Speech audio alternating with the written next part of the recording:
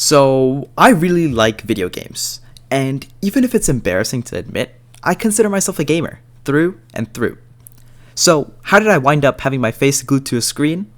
Well, I've been a gamer since I first discovered Minecraft, all the way back in 2nd grade. And since then, I've been exploring the world of gaming through a multitude of genres, series, and titles.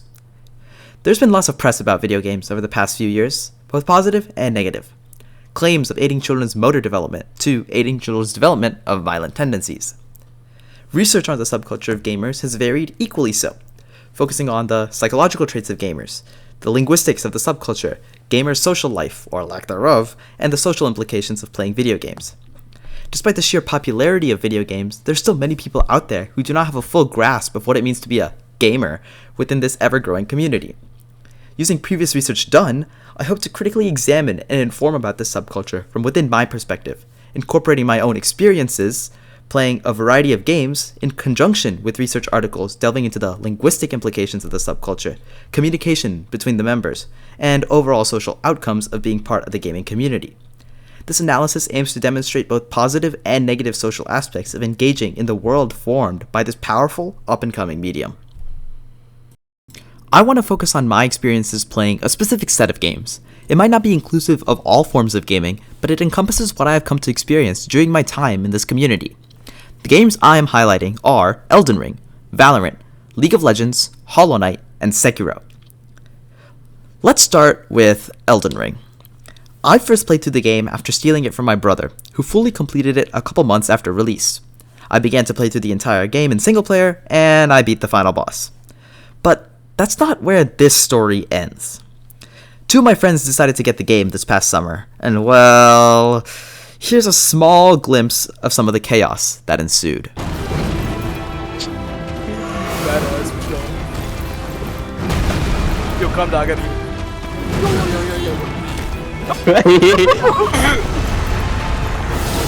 Time. Godric time. Yo, no. Before we do Godric, we gotta go get my item, bro. Hold on. Is it then? We have to farm it here? No. We're not farming. Who the set it back down? Me. Oh my What? god, we It's up, can't. It's up for me, bro. Just get What? it. What? Oh. Dog. Yo!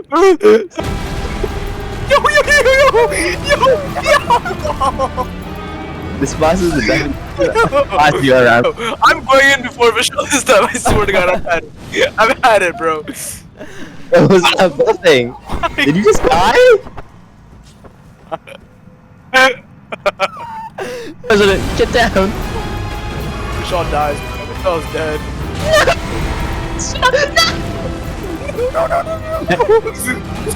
I'm dead.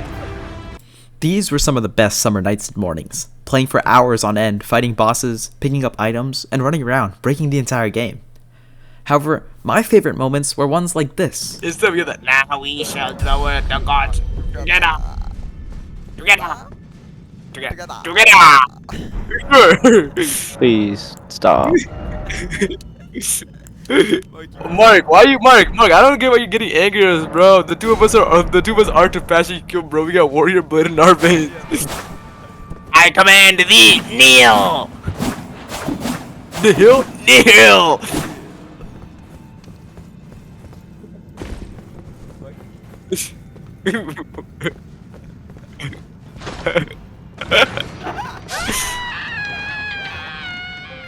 Here, my friend and I were just riffing off of each other with quotes from some of the game's bosses.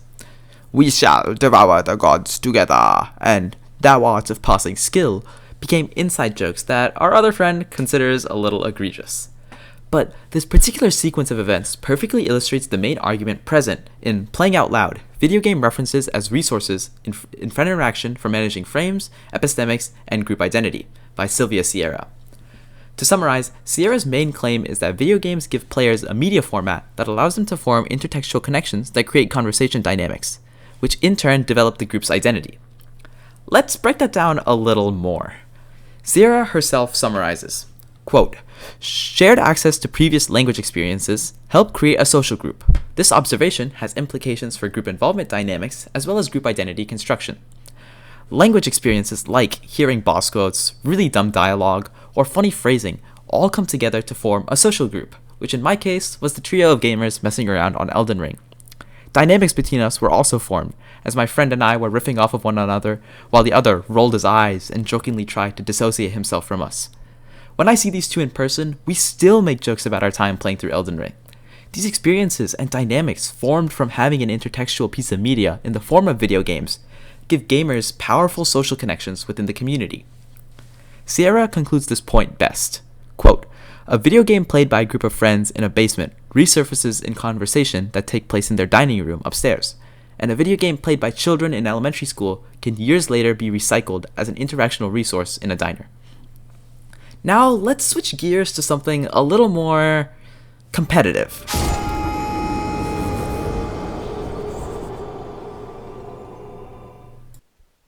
Valorant and League of Legends, short form League, are two extremely popular competitive games, and both are demonstrative of some major elements in the gaming community.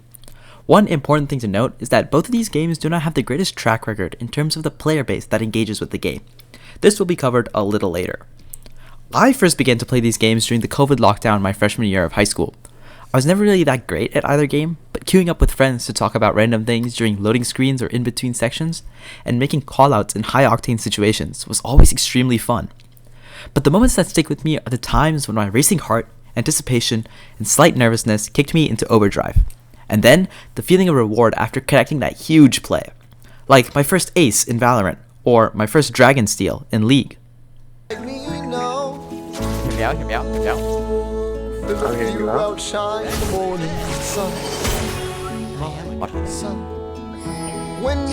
see it, Vishal.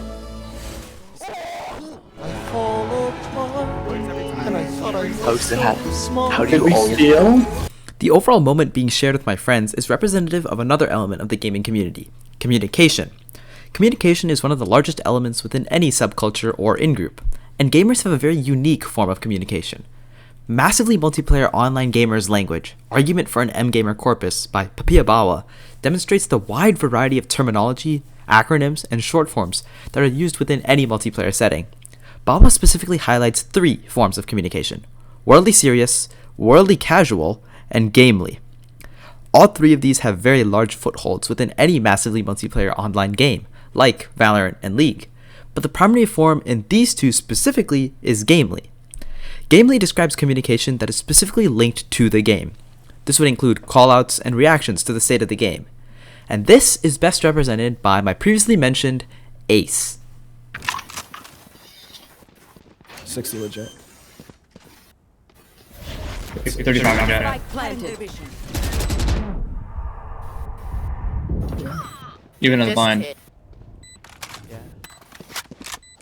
Close, close, close. Dismiss, maybe? Maybe not? Dismiss to peek. Dismiss! Oh, nice. Winnable. 5 bullets. 3 bullets. You get us, man. One enemy remaining. You're so good. You're so good. Oh my god, you're so good. Vishal, that's the best I've ever seen you play. And The form of communication most prevalent here is the constant situational updates my friend and the random members of my team give me. From bullet count to enemy location, where the bomb is planted, etc. Talking about the game state creates a connection between myself and the rest of my team. It's a well-oiled machine coming together to overcome a challenge. The feeling of victory after a game with intense callouts, cries of annoyance, anger, and disappointment, in conjunction with cheers and hollers of excitement, is what gamers strive for. The strong connection that is forged between random players and friends alike, just through the medium of video games, is what makes the gaming subculture so fascinating. I suggest you move.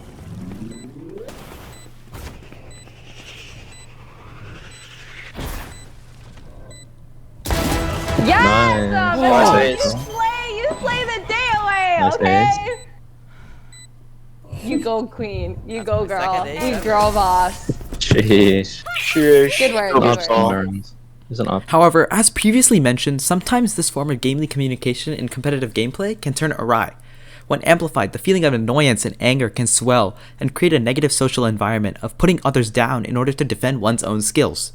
Bawa indicates, quote, "Sarah mentioned phrases like, 'We need to upgrade our stores. Great job helping our neighbors out.' These terms were in sharp contrast to the game-specific ones used by veteran gamers such as DPS, tanking, healing. Within this context, it becomes extremely common within competitive gaming that veteran players look down on novice players who do not understand their lingo. There are instances where I have thought my part in a well-oiled machine was being stunted by certain gears, my teammates, being too small. This is the case with communication in games like Valorant and League, where competition is the core of the gameplay. However, there are many other experiences to highlight as well. Continuing on, I want to talk about the game that got me involved within this massive community, the widely beloved Minecraft. Minecraft to me has always been a social game. Never once have I played Minecraft without having someone nearby, someone on a voice call, or someone on a server. Returning to the topic of communication, I want to explore the other two forms of communication Bawa covered, worldly casual and worldly serious. It's really easy to remember the epic plays and extremely hype or exciting moments, but what about the calmer and down-to-earth moments? When we are finally beginning to tire out from all the excitement, my friends and I will pull up our Minecraft server and just talk. It's really special to talk about everything that happened that day and review it with all your friends, from the hilarious to the serious. Worldly casual communication is a gamer's background talk. It can range from being about the game to how delicious dinner was. I remember running through a dungeon in Minecraft with 5 of my friends at 2 a.m. in the morning. We were talking about random antics that we got up to, our plans for tomorrow, the next time we could meet up for brunch, all while weaving in memes and jokes throughout. It was so late at night that none of us could think too clearly, but that made it all the funnier. Moments like these are forgettable, partially because they happen so late at night, but it's something incredibly special because there's nothing to do but live in the moment. I do not have to worry about anything other than sharing a strangely intimate experience with the people I call my best friends. As Bawa 2018 also recaps, quote, "The study's findings reveal that the collaborative game environment mixes with socializing elements like friendly banter, laughter, fun, and food, allowing players an escape zone where they can be free of worldly issues for some time. While it could be viewed as escapism, we as gamers are not attempting to escape from our problems, we're simply enjoying our time without them. But what about those problems? Eventually they surface, and talking about those problems is a form of communication referred to by Bawa as worldly serious. I specifically remember a conversation where one of my friends brought up how I had become more confrontational over the summer, in turn sparking a conversation in the form of how to have productive conversations and arguments, learning something new with every interaction. Games provide a safe medium for this form of communication to occur, as Bawa emphasizes, quote, "The value of this theme lies in its ability to demonstrate that game environments provide M-gamers venues to communicate about important items that extend well beyond the realms of gaming, into their lives, persona, and social identities. Both of these casual forms of communication become integral to the experience of being part of the gaming community. The process of meeting people, learning about them, growing closer to them, and eventually bringing them into my actual life is very representative of the power that this in-group holds in developing and strengthening the connections between the members."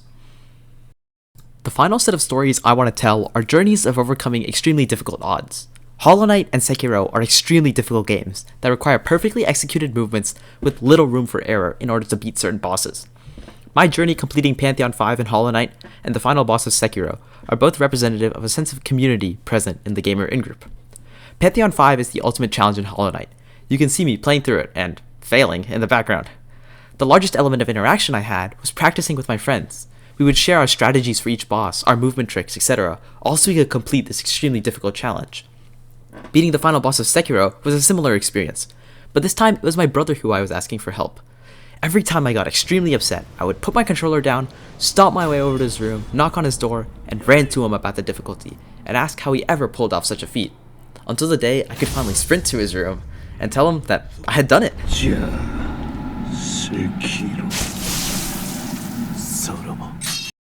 Alawami and Ku's 2016 paper titled "Every Day You're Improving: How College Students View the Educational Impact of World of Warcraft" covers the specific impacts and benefits of playing World of Warcraft.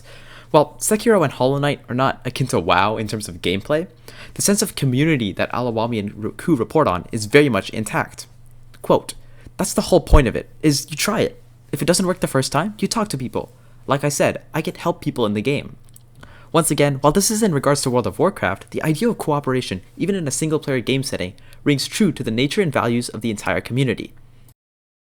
Sitting in front of a TV or a monitor can seem like an isolated experience, but to me, it has been the foundation of a large part of my social life. From old friends to new, video games have been the factor that have allowed me to forge and strengthen all of those bonds, connections, and relationships. As video games continue to grow in both popularity and size, it becomes ever more important to highlight those who heavily engage with the medium. Future research on the in-group of gamers should focus on the community of players who forge connections through the opinions and criticisms they choose to share with others who have played the same game as them. This autoethnography forced me to confront the embarrassment of being described as a gamer. However, I learned that my experience is not a one in a billion story. Interviews from numerous research sources and questioning those around me demonstrated the gamer in-group's unique yet effective method of connection and communication. I would have never introduced myself as a gamer prior to understanding all the facets of the gamer in-group, but I really like video games. And now I have no problem being a gamer, through and through. So, as more people engage with video games, I hope there's a greater understanding of the unique social nature of the gaming community from the small piece I shared.